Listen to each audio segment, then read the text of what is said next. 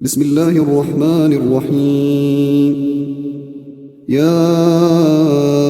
أيها الناس اتقوا ربكم الذي خلقكم من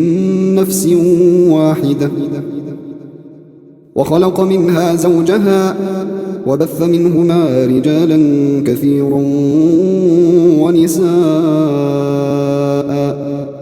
واتقوا الله الذي تساءلون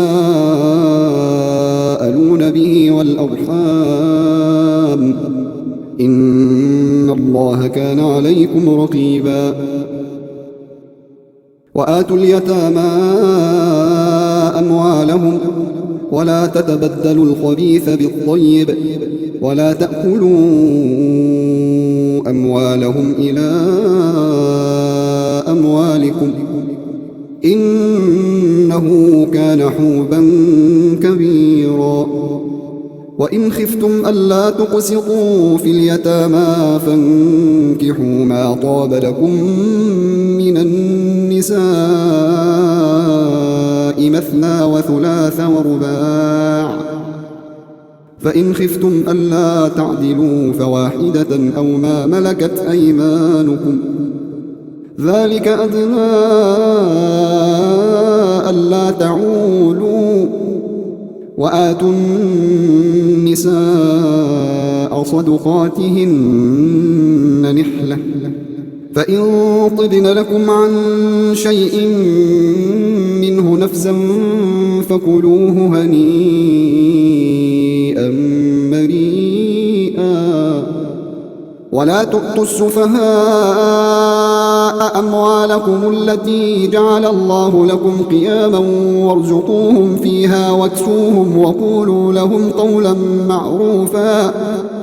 وابتلوا اليتامى حتى إذا بلغوا النكاح فإن آنستم منهم رشدا فادفعوا إليهم أموالهم ولا تأكلوها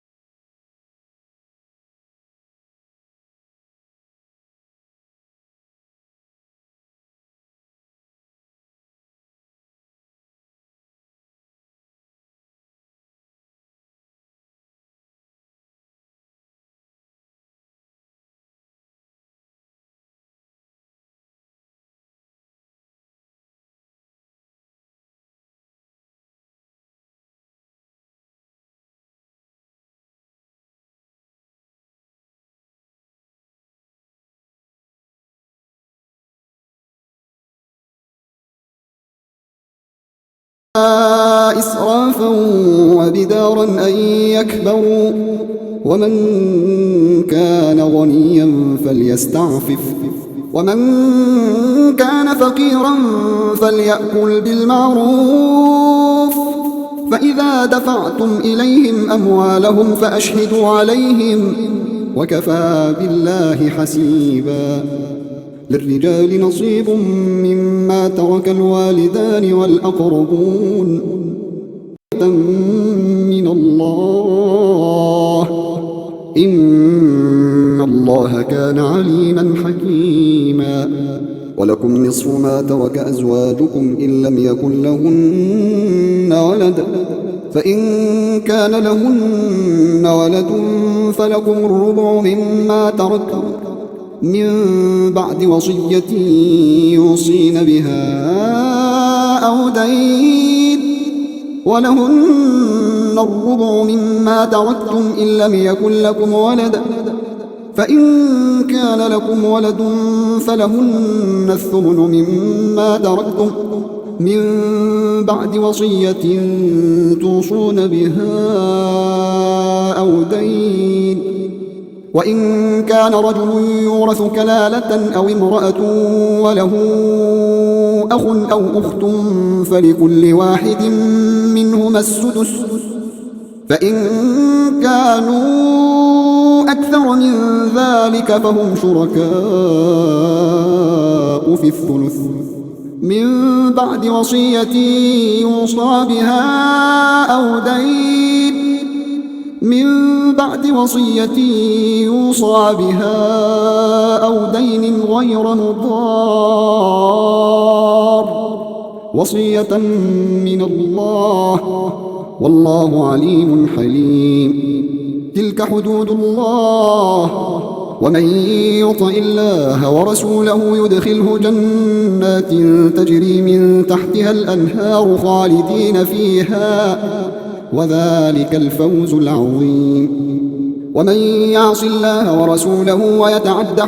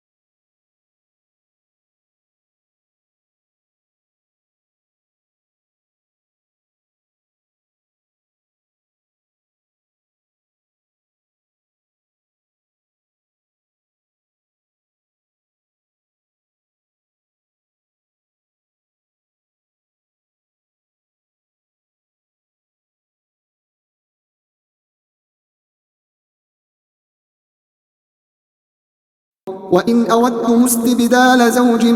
مكان زوج وآتيتم إحداهن قنطارا فلا تأخذوا منه شيئا أتأخذونه بهتانا وإثما مبينا وكيف تأخذونه وقد أفضى بعضكم إلى بعض وأخذن منكم ميثاقا غليظا ولا تنكحوا ما نكح آباؤكم من النساء إلا ما قد سلف إنه كان فاحشة ومقتا وساء سبيلا. حرمت عليكم أمهاتكم وبناتكم وأخواتكم وعماتكم وخالاتكم وبنات الأخ وبنات الأخت وأمهاتكم اللاتي أرضعنكم وأخواتكم من الرضاعة وأمهات نسائكم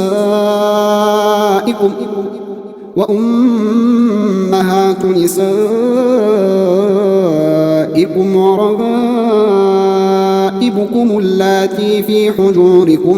من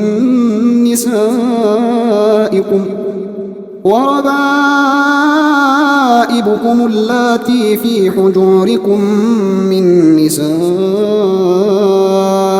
اللاتي دخلتم بهن فإن لم تكونوا دخلتم بهن فلا جناح عليكم وحلائل أبنائكم الذين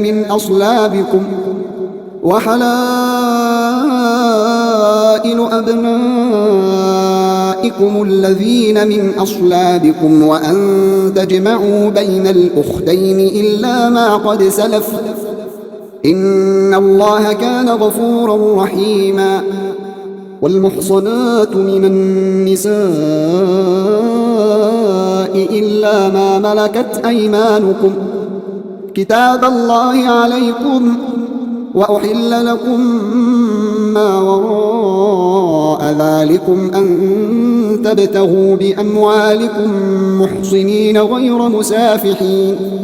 فما استمتعتم به منهن فآتوهن أجورهن فريضة، ولا جناح عليكم فيما ترون.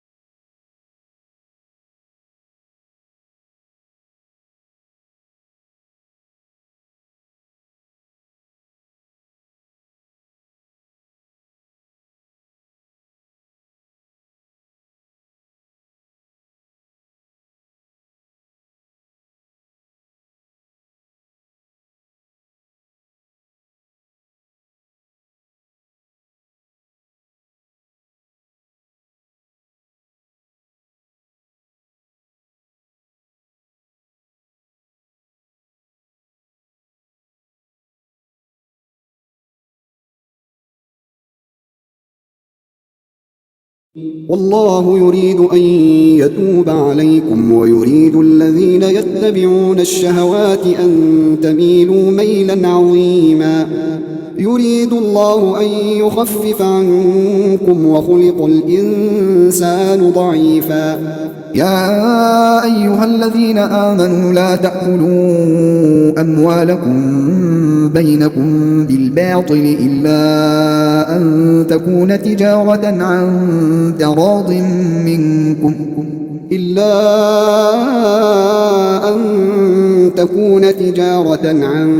تراض منكم ولا تقتلوا أنفسكم إن الله كان بكم رحيما. ومن يفعل ذلك عدوانا وظلما فسوف نصليه نارا وكان ذلك على الله يسيرا. إن تجتنبوا كبائر ما تنهون عنه نكفر عنكم سيئاتكم وندخلكم مدخلا كريما. ولا تتمنوا ما فضل الله به بعضكم على بعض للرجال نصيب مما اكتسبوا وللنساء نصيب مما اكتسبن واسألوا الله من فضله إن الله كان بكل شيء عليما ولكل جعلنا موالي مما ترك الوالدان والأقربون والذين عقدت أيمانكم فآتوهم نصيبهم إن الله كان على كل شيء شهيدا الرجال قوامون على النساء بما فضل الله بعضهم على بعض وبما أنفقوا من أموالهم فالصالحات قانتات حافظات للغيب بما حفظ الله واللاتي تخافون نشوزهن فعظوهن واهجروهن في المضاجع واضربوهن فإن أطعنكم فلا تبغوا عليه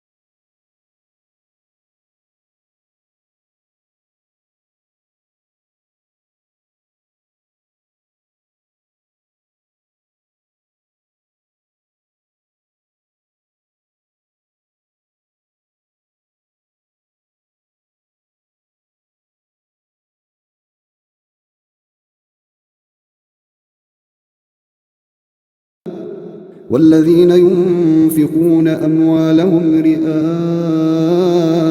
الناس ولا يؤمنون بالله ولا باليوم الآخر ومن يكن الشيطان له قرينا فساء قرينا وماذا عليهم لو آمنوا بالله واليوم الآخر وأنفقوا مما رزقهم الله وكان الله بهم عليما إن الله لا يظلم مثقال ذرة وإن تك حسنة يضاعفها ويؤت من لدنه أجرا عظيما فكيف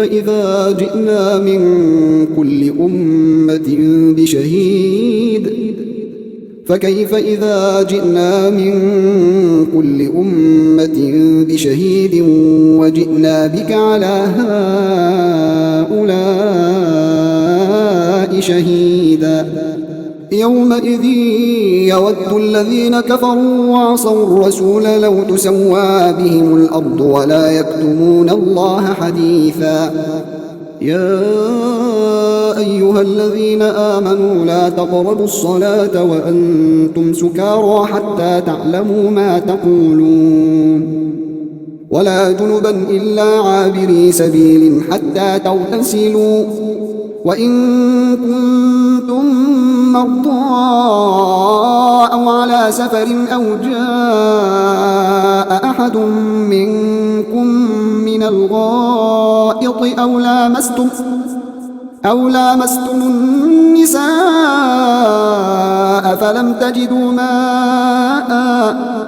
فلم تجدوا ماء فتيمموا صعيدا طيبا فامسحوا بوجوهكم وأيديكم إن الله كان عفوا غفورا. ألم تر إلى الذين أوتوا نصيبا من الكتاب يشترون الضلالة ويريدون أن تضلوا السبيل والله أعلم بأعدائكم وكفى بالله وليا وكفى بالله نصيرا. من الذين هادوا يحرفون الكلم عن مواضعه ويقولون سمعنا وعصينا واسمع غير مسمع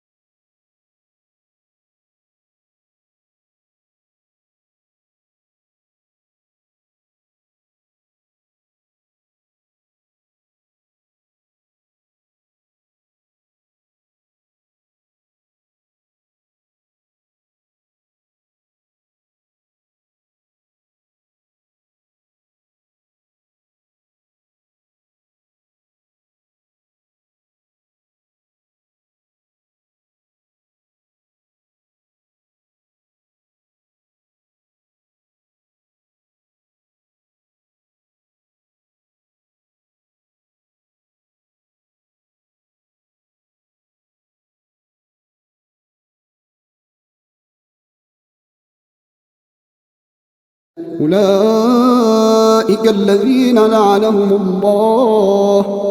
ومن يلعن الله فلن تجد له نصيرا. أم لهم نصيب من الملك فإذا لا يؤتون الناس نقيرا. أم يحسدون الناس على ما آتاهم الله من فضله فقد آتينا آل إبراهيم الكتاب والحكمة وآتيناهم ملكا عظيما. فمنهم من آمن به ومنهم من صد عنه وكفى بجهنم سعيرا. إن الذين كفروا بآياتنا سوف نصليهم نارا كلما نضجت جلودهم بدلناهم جلودا غيرها ليذوقوا العذاب إن الله كان عزيزا حكيما. والذين آمنوا وعملوا الصالحات سندخلهم جنات تجري من تحتها الأنهار خالدين فيها أبدا لهم فيها أزواج مطهرة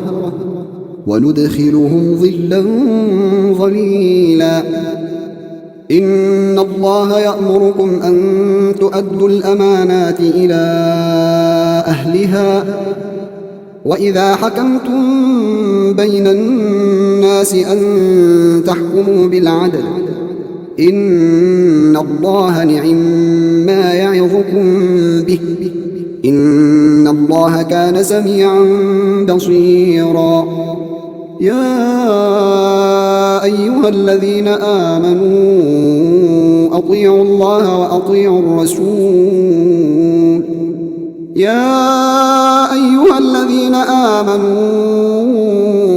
أطيعوا الله وأطيعوا الرسول وأولي الأمر منكم فإن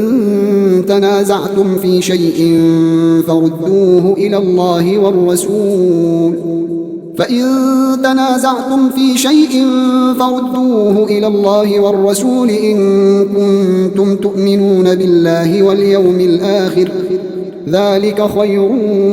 وأحسن تأويلا ألم تر إلى الذين يزعمون أنهم آمنوا بما أنزل إليك وما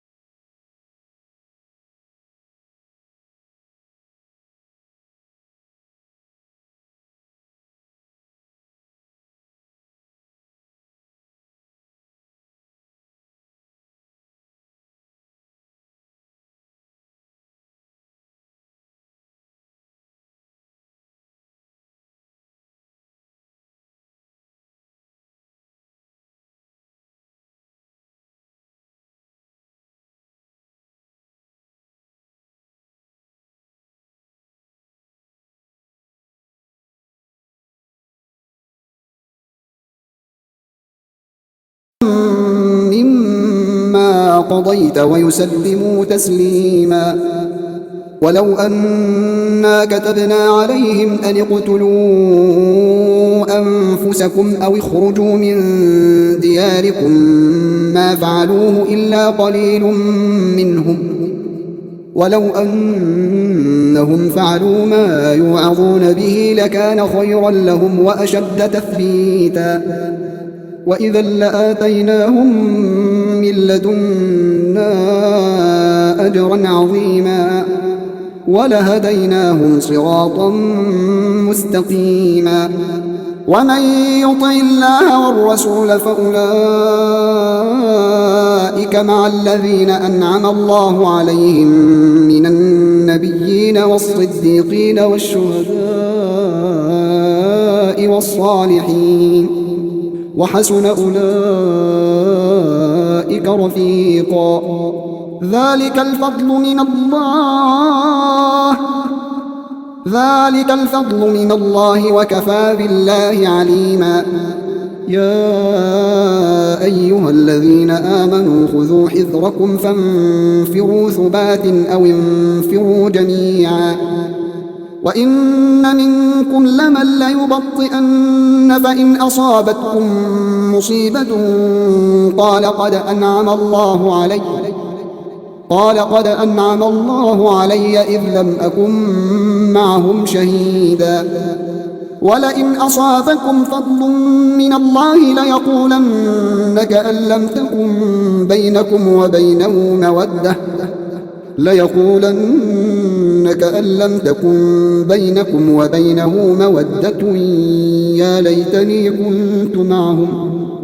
كأن لم تكن بينكم وبينه مودة يا ليتني كنت معهم فأفوز فوزا عظيما فليقاتل في سبيل الله الذين يشرون الحياة الدنيا بالآخرة ومن يقاتل في سبيل الله فيقتل أو يغلب فسوف نؤتيه أجرا عظيما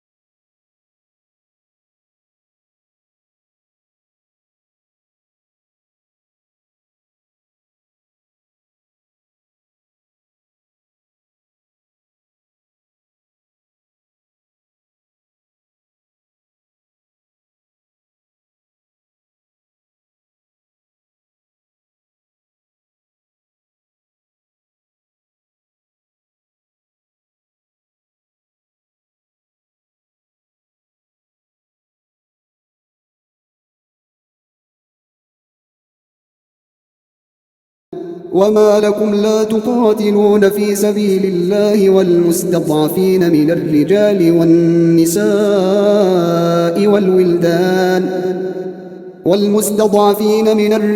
والنساء والولدان الذين يقولون ربنا أصابك من حسنة فمن الله وما أصابك من سيئة فمن نفسك وأرسلناك للناس رسولا وكفى بالله شهيدا. من يطع الرسول فقد أطاع الله ومن تولى فما أرسلناك عليهم حفيظا. ويقولون طاعة فإذا برزوا من عندك بيت طائفة منهم غير الذي تقول والله يكتب ما يبيتون فأعرض عنهم وتوكل على الله وكفى بالله وكيلا. أفلا يتدبرون القرآن ولو كان من عند غير الله لوجدوا فيه اختلافا كثيرا. وإذا جاءهم أمر من الأمن أو الخوف أذاعوا به ولو ردوه إلى الرسول وإلى أولي الأمر منهم لعلمه الذين يستنبطونه منهم ولولا فضل الله عليكم ورحمته لاتبعتم الشيطان إلا قليلا. فقاتل في سبيل الله لا تكلف إلا نفسك وحرض المؤمنين عسى الله أن يكف بأس الذين كفروا والله أشد بأسا وأشد تنكيلا. من يشفع شفاعة حسنة يكن له نصيب منها ومن يشفع شفاعة سيئة يكن له كفل منها وكان الله على كل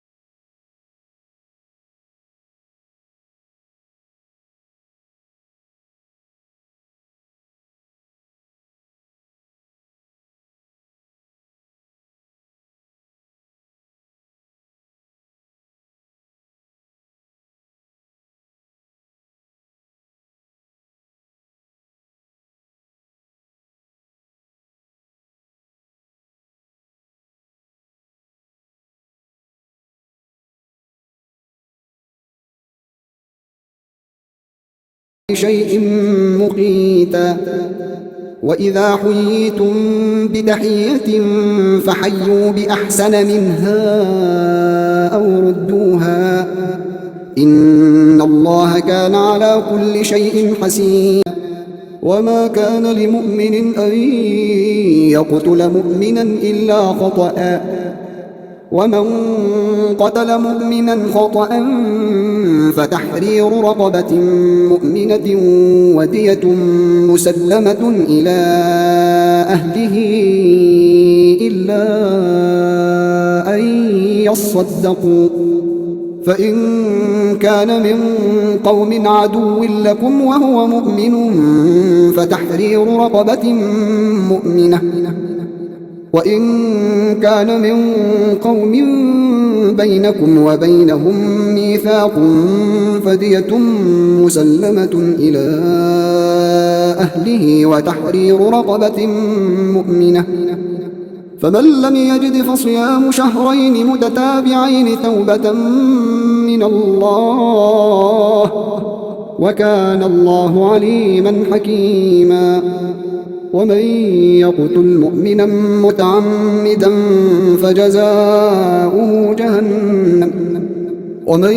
يقتل مؤمنا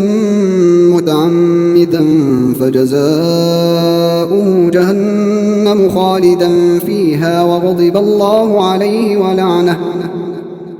الله عليه ولعنه وأعد له عذابا عظيما يا أيها الذين آمنوا إذا ضربتم في سبيل الله فتبينوا ولا تقولوا لمن ألقى إليكم السلام لست مؤمنا تبتغون عرض الحياة الدنيا فعند الله مغانم كثيرة كذلك كنتم من قبل فمن الله عليكم فتبينوا إن الله كان بما تعملون خبيرا لا يستوي القاعدون من المؤمنين غير أولي الضرر والمجاهدون في سبيل الله بأموالهم وأنفسهم فضل الله المجاهدين بأموالهم وأنفسهم على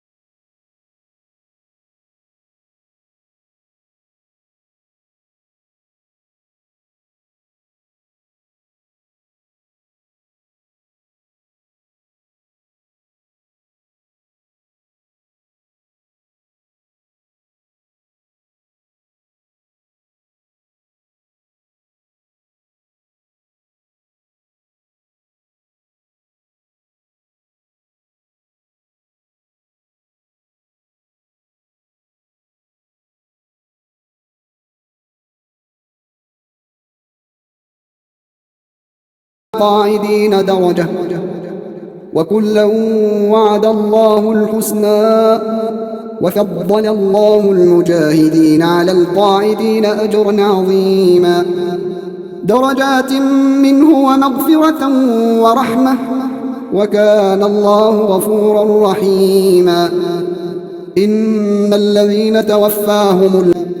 وإذا كنت فيهم فأقمت لهم الصلاة فلتقم طائفة منهم معك وليأخذوا أسلحتهم فإذا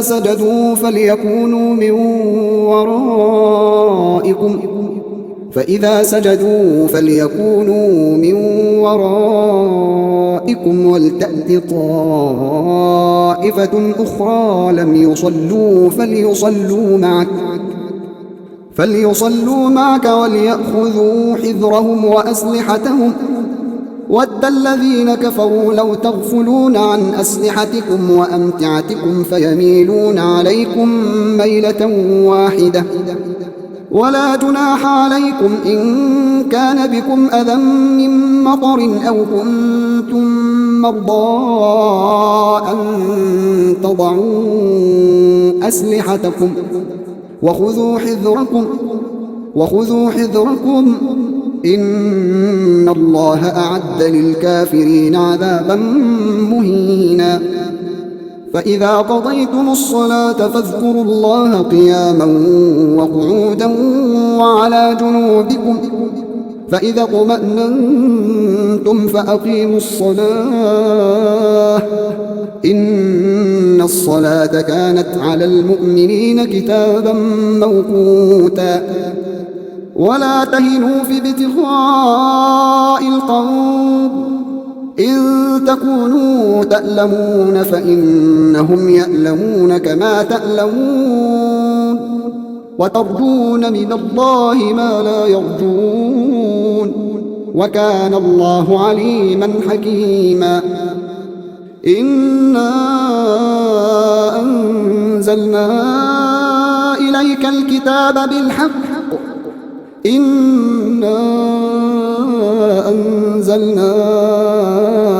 إليك الكتاب بالحق لتحكم بين الناس بما أراك الله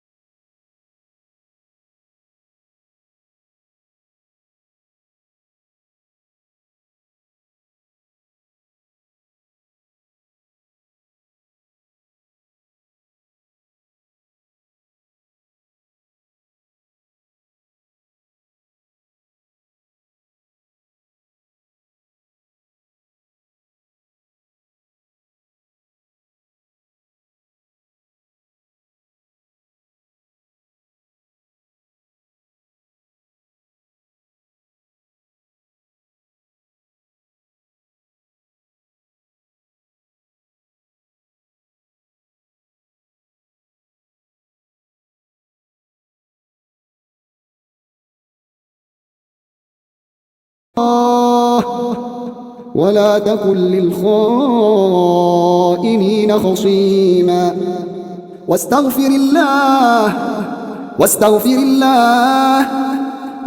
الله إن الله كان غفورا رحيما ولا تجادل عن الذي ومن يفعل ذلك ابتغاء مرضات الله فسوف نؤتيه أجرا عظيما ومن يشاقق الرسول من بعد ما تبين له الهدى ويتبع غير سبيل المؤمنين نوله ما تولى ونصله جهنم وساءت مصيرا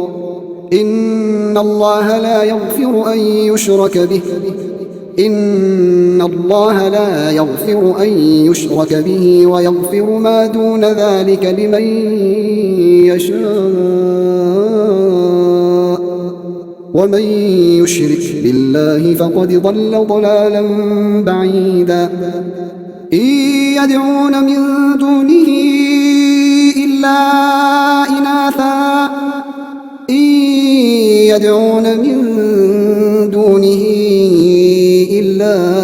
إناثا وإن يدعون إلا شيطانا مريدا لعنه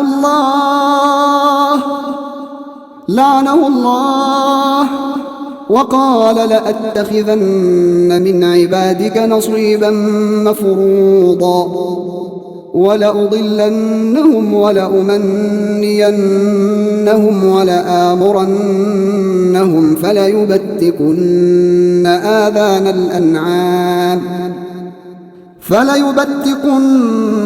آذان الأنعام ولآمرنهم فليغيرن خلق الله ومن يتخذ الشيطان وليا من دون الله فقد خسر خسرانا مبينا يعدهم ويمنيهم وما يعدهم الشيطان إلا غرورا أولئك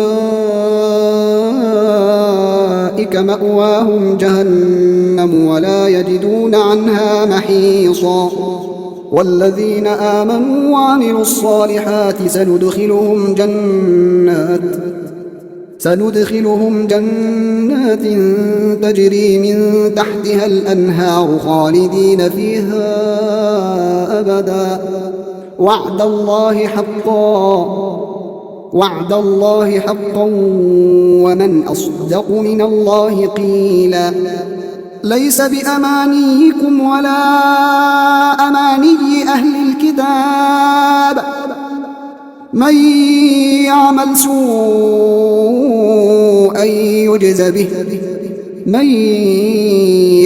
سوءا يجز به ولا يجد له من دون الله وليا ولا نصيرا ومن يعمل من الصالحات من ذكر أو أنثى وهو مؤمن فأولئك يدخلون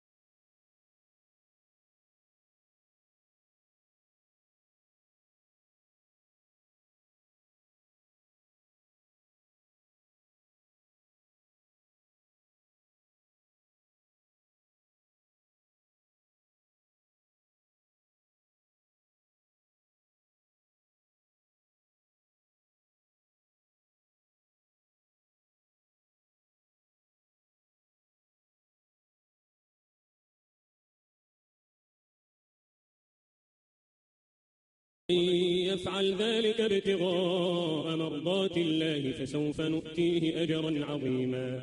ومن يشاقق الرسول من بعد ما تبين له الهدى ويتبع غير سبيل المؤمنين نوله ما تولى ونصله جهنم وساءت مصيرا إن الله لا يغفر أن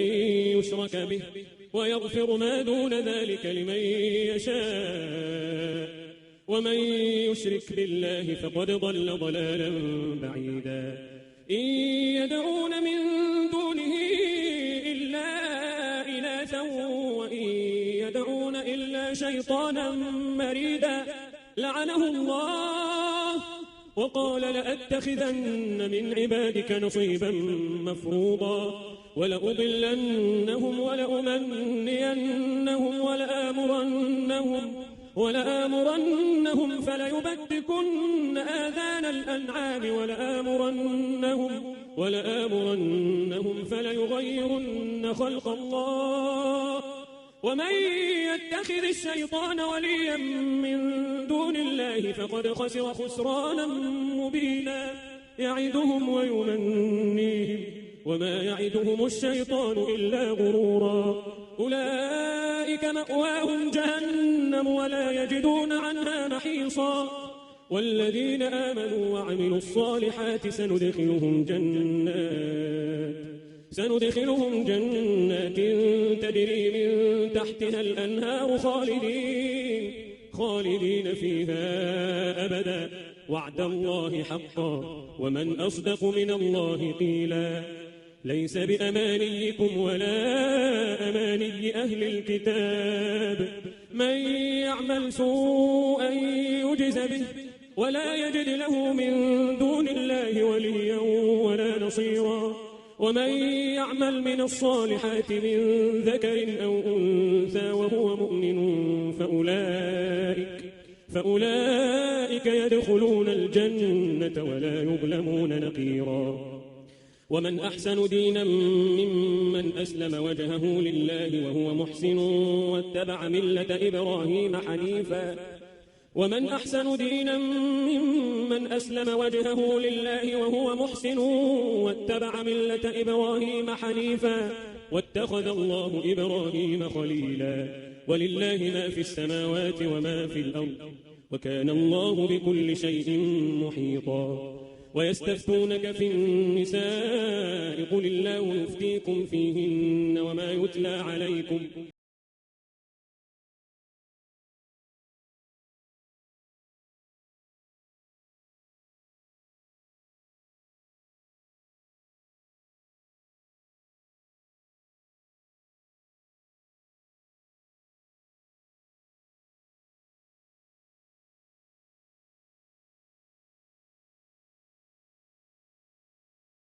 وإن امرأة خافت من بعلها نشوزا أو إعراضا فلا جناح عليهما أن يصلحا بينهما صلحا والصلح خير وأحضرت الأنفس الشح وإن تحسنوا وتتقوا فإن الله كان بما تعملون خبيرا ولن تستطيعوا أن تعدلوا بين النساء ولو حرصتم فلا تميلوا كل الميل فتذروها كالمعلقة وإن تصلحوا وتتقوا فإن الله كان غفورا رحيما وإن يتفرقا يغني الله كلا من سعته وكان الله واسعا حكيما ولله ما في السماوات وما في الأرض ولقد وصينا الذين أوتوا الكتاب من قبلكم وإياكم أن اتقوا الله وإن تكفروا فإن لله ما في السماوات وما في الأرض وكان الله غنيا حميدا ولله ما في السماوات وما في الأرض وكفى بالله وكيلا إن يشأ يذهبكم أيها الناس ويأتي بآخرين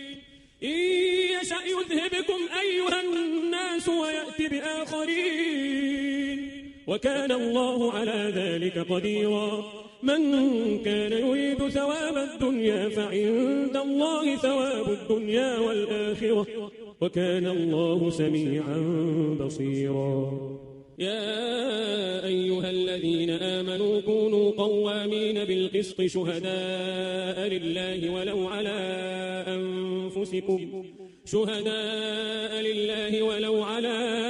أنفسكم أو الوالدين والأقربين إن يكن غنيا أو فقيرا فالله أولى بهما فلا تتبعوا الهوى أن تعدلوا وإن تلووا أو تعرضوا فإن الله كان بما تعملون خبيرا يا أيها الذين آمنوا بالله ورسوله والكتاب الذي نزل على رسوله والكتاب الذي أنزل من قبل ومن يكفر بالله وملائكته وكتبه ورسله واليوم الآخر فقد ضل ضلالا بعيدا إن الذين آمنوا ثم كفروا ثم آمنوا ثم كفروا ثم ازدادوا كفرا لم يكن الله ليغفر لهم ولا ليهديهم سبيلا بشر المنافقين بأن لهم عذابا أليما الذين يتخذون الكافرين أولياء من دون المؤمنين أيبتغون عندهم العزة فإن العزة لله جميعا أيبتغون عندهم العزة فإن العزة لله جميعا وقد نزل عليكم في الكتاب أن إذا سمعتم آيات الله يكفر بها ويستهزأ بها فلا تقعدوا معهم حتى يخوضوا في حديث غيره إنكم إذا مثلهم إن الله جامع المنافقين والكافرين في جهنم جميعا الذين يتربصون بكم فإن كان لكم فتح من الله قالوا ألم نكن معكم وإن كان للكافرين نصيب قالوا ألم نستحوذ عليكم ونمنعكم من المؤمنين فالله يحكم بينكم يوم القيامة ولن يجعل الله للكافرين على المؤمنين سبيلا إن المنافقين يخادعون الله وهو خادعهم وإذا قاموا إلى الصلاة قاموا كسالى يراءون الناس ولا يذكرون الله إلا قليلا مذبذبين بين ذلك لا إله هؤلاء ولا إله هؤلاء ومن يضلل الله فلن تجد له سبيلا يا أيها الذين آمنوا لا تتخذوا الكافرين أولياء من دون المؤمنين أتريدون أن تجعلوا لله عليكم سلطانا مبينا إن المنافقين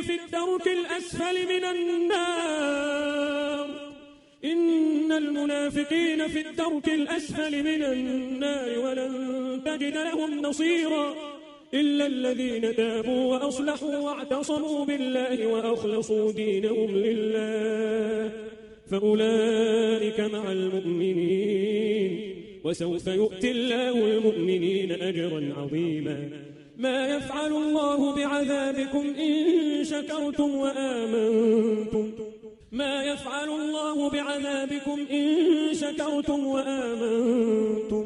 وكان الله شاكرا عليما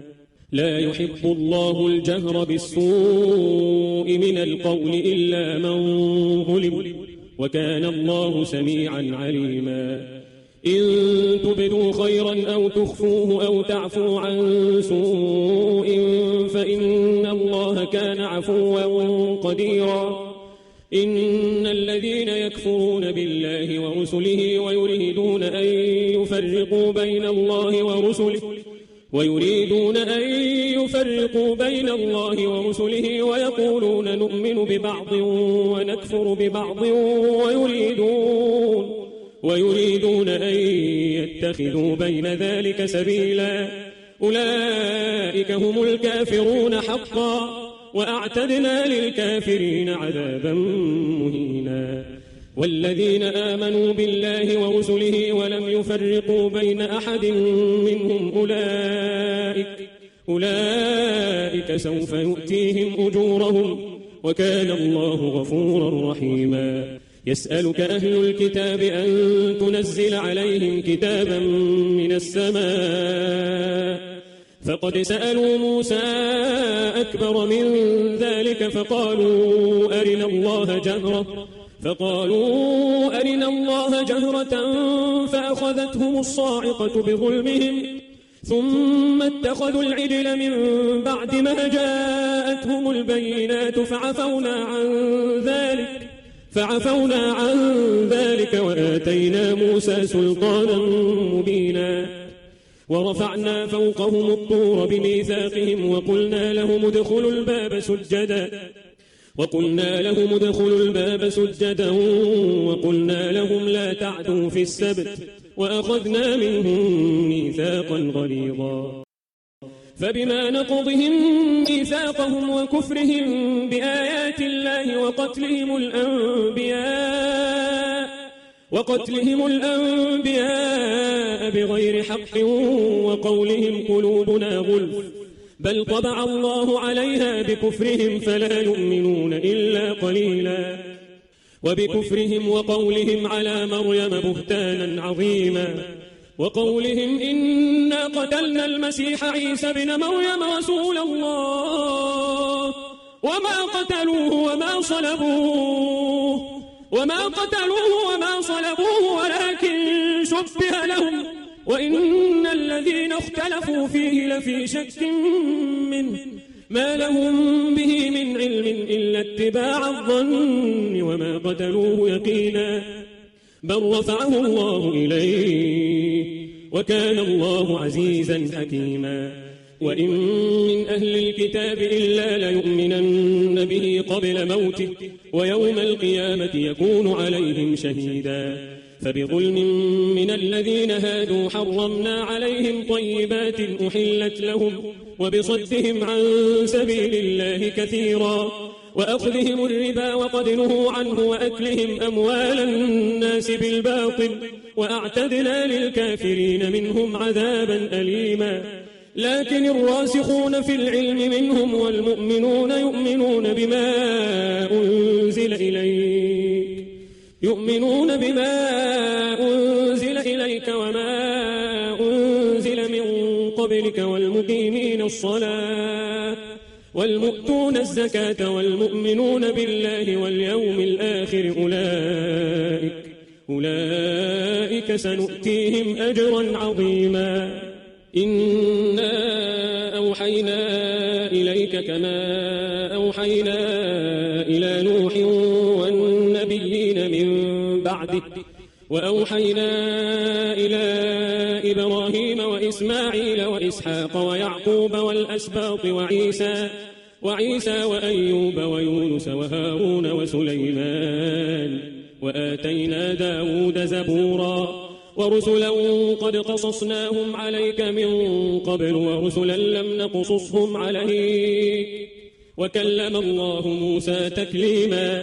رسلا مبشرين ومنذرين لئلا يكون للناس على الله حجة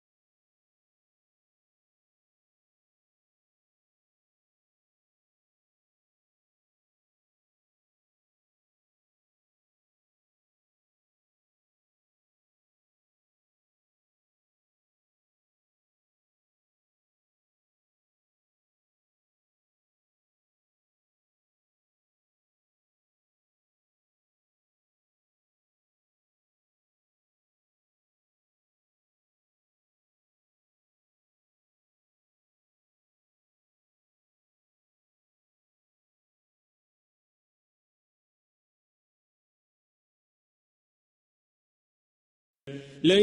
يستنكف المسيح أن يكون عبدا لله ولا الملائكة المقربون ومن يستنكف عن عبادته ويستكبر فسيحشرهم إليه جميعا فأما الذين آمنوا وعملوا الصالحات فيوفيهم أجورهم ويزيدهم من فضله وأما الذين استنكفوا واستكبروا فيعذبهم عذابا أليما ولا يجدون لهم من دون الله وليا ولا نصيرا يا أيها الناس قد جاءكم برهان من ربكم وأنزلنا إليكم نورا مبينا فأما الذين آمنوا بالله واعتصموا به فسيدخلهم في رحمة منه وفضل ويهديهم إليه صراطا مستقيما يستفتونك قل الله يفتيكم في الكلالة إن امرؤ هلك ليس له ولد وله أخت فلها نصف ما ترك وهو يرثها إن لم يكن لها ولد فإن كانت اثنتين فلهما الثلثان مما ترك وإن كانوا إخوة رجالا ونساء فللذكر مثل حظ الأنثيين يبين الله لكم أن تضلوا والله بكل شيء عليم